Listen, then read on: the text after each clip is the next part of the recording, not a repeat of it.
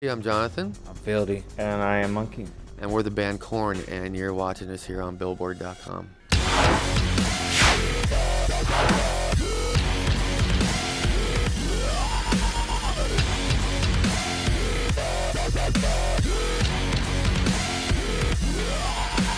I think the rock world is really stale, and all the rock music's been coming out. It's pretty lame. The basis of our band has always been about experimenting and pushing the envelope. When it came to this record, it was an experiment. We didn't expect it to turn into a record. We just were trying something new out, see what happened. I gravitated to what made me excited about music again, and it was watching the electronic scene coming up with all the new day DJs coming out, Swedish House Mafia, Dead Mouse, Skrillex is blowing up, all these bands, Excision, Datsik, the dubstep scene. There's so many subgenres and different scenes in that whole entire rave scene. It was just exciting. I brought some stuff to the guys to hear. Like, you guys like this stuff? I was scared to like play the stuff for them because I was like really into digging this stuff. And I think the first one I played for was Monk. He's like, what the hell is that? I remember when we were in El Paso. We had yeah. We had a gig, and he started playing me some. I think it was Skrillex. Yeah, like some Skrillex the stuff. Monsters and Sprites. And I was like blown away. I was like, if I could add guitar to that and with his vocals over that had a lot of potential for us. We're starting over again. I think 2012 is us fighting the fight to break a new genre through again.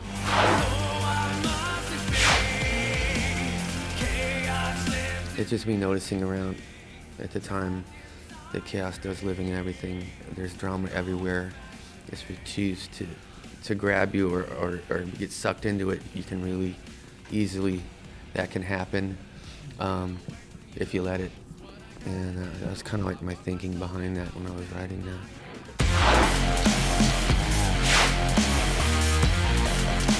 That was one of the Noisia tracks that was sent to us. They sent us this riff. Remember, they sent us the riff? Yeah, the riff that they had written on a keyboard, which was you wouldn't normally write a riff like this on a guitar because it's sort of all over the neck. And this was challenging to sort of recreate for me. But that riff is something that I've never heard anything like. It really isn't. I remember we got it. They sent us like ideas. It was 32 bars, so that I remember when Philly heard that riff, he's all, that is the dopest riff I think I've ever heard in my life. I go, I was blown away. Yeah. It takes a lot for me, too. It does. Yeah. He doesn't like anything. Yeah, it was crazy. I was tripping when you played that Oh, one. no, he's like, you're like, Wait to hear that on guitar. this track just connected, and it was just amazing through and through.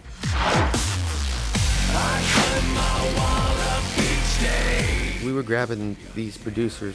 I mean, they're the best in their game, and North American dubstep is completely different. It was more metal influenced than dubstep when it started in London.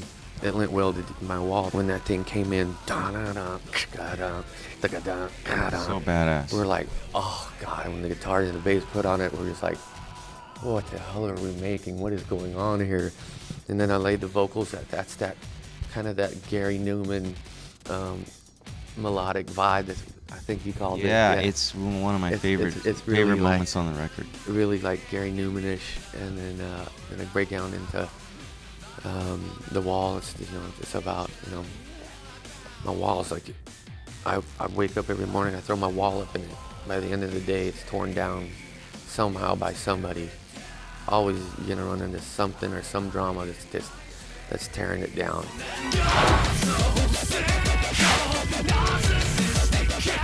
I mean, and lyrically, I think a narcissistic camel is someone that just has such ego and is so into themselves that you can watch themselves just eat themselves alive, cannibalize themselves just because they're so into themselves. And I've seen lots of people like that. And I mean, I think everybody has a little bit of it in them, honestly.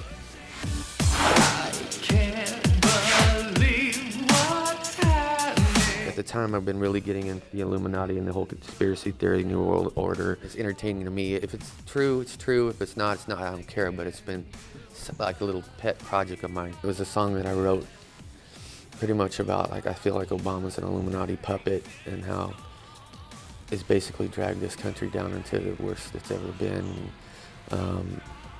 I mean, I think one of them is like, you've built this house, a shame the White House used to be like, everybody looked up at the White House in America and everything, and now I think it's like a house of shame. It's like, just hang your head down. It's like, I miss the old days when people were proud to be American. And for me, you know, studying the Illuminati and what they're trying to do, if there is an Illuminati, it's pretty much breaking the people down, breaking the people down, breaking the people down until we just give up and we create the North American Union, just like they did in Europe with the European Union.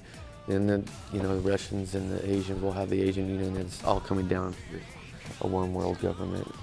And I can see it, and I read about it, and this stuff's actually starting to happen, and it kind of freaks me out. So I wrote the song about that.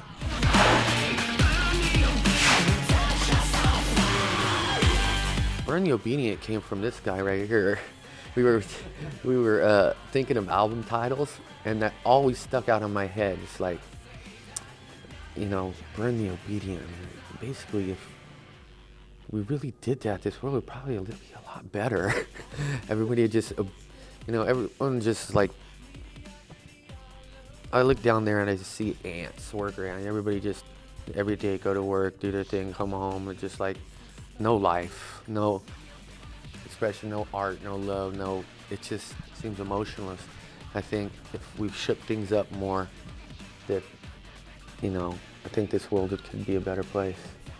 And just where my head was at when I wrote it. I wrote it in a closet, and I think, where was I? Korea.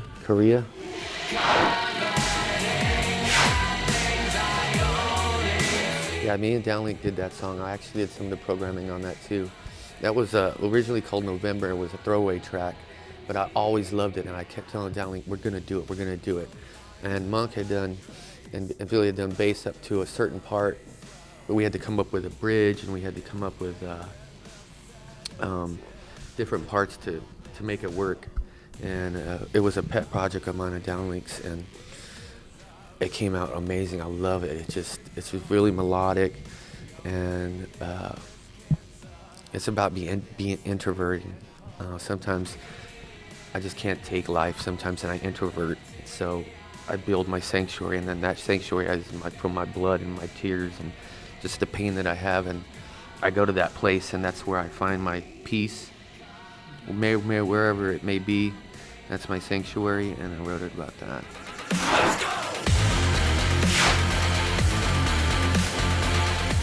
Noisia sent us a 16-bar riff of that, and I loved it because it was at a different tempo, because I was, like, dubstep's at 140, and we did Narcissistic Cannibals at 175, so that's considered drum step. This one was 125.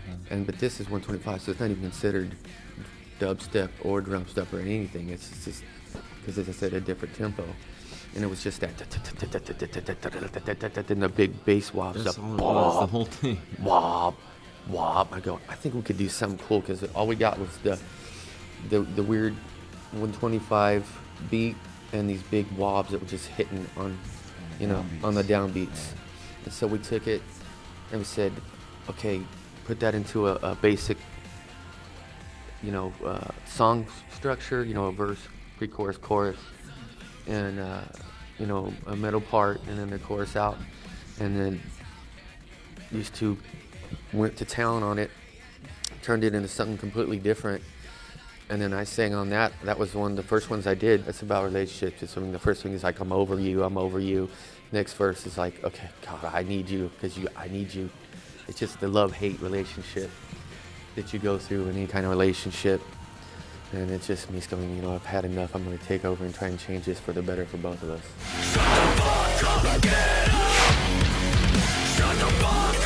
That was the very first song we wrote of the experiment, so that song means a lot to us. That was the first time we did it, and started inventing and experimenting more and defining this music, this new genre we were trying to go for.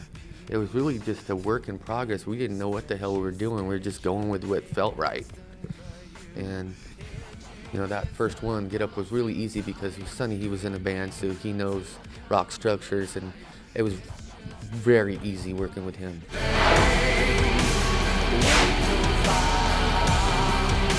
I really have hope for that track to begin with, and it really came around. And I laid the vocals down. It was just smooth. I loved the groove, the tempo of it, and how huge it was. It's like one of the hugest tracks on the album. And it's about how sometimes my temper gets to way, and I will, and I think we all do, take things way too far. Something so petty, and you just catch me in the mood that day, and I'm just gonna take it to the end when it shouldn't really be.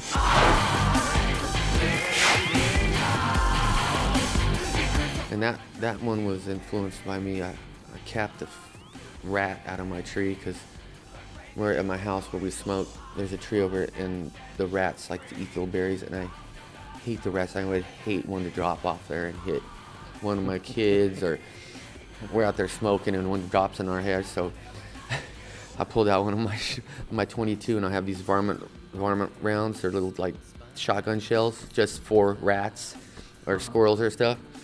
And I capped that fucker, and I watched them bleed out, and that inspired me to write Bleeding Out.